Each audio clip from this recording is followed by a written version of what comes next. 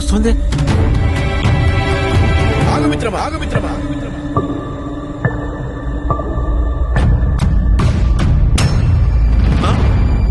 నన్ను చూసి కాదు రైతు సోదరా, నీ అజాగ్రత్తను చూసి భయపడు. నువ్విలా ఈ విద్యుత్ ఉపకరణాలను నేరుగా తాగడం వల్ల ఏమవుతుందో తెలుసా? ఏమవుతుంది? నువ్వే చూడు.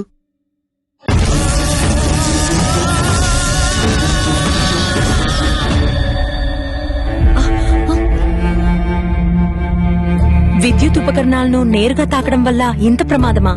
చాలా ప్రమాదకరం.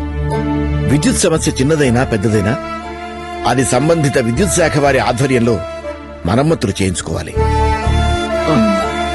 అంతేకాదు, షాక్ కి గురైన వ్యక్తిని నేరుగా తాకకూడదు.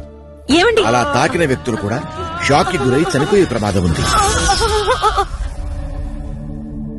మీ పొలాల్లో ఉన్న ట్రాన్స్ఫార్మర్ల ఫ్యూజ్ పోతే సంబంధిత సిబ్బందికి సమాచారం ఇవ్వాలే కాని మీరు సొంతంగా వేసుకోకూడదు.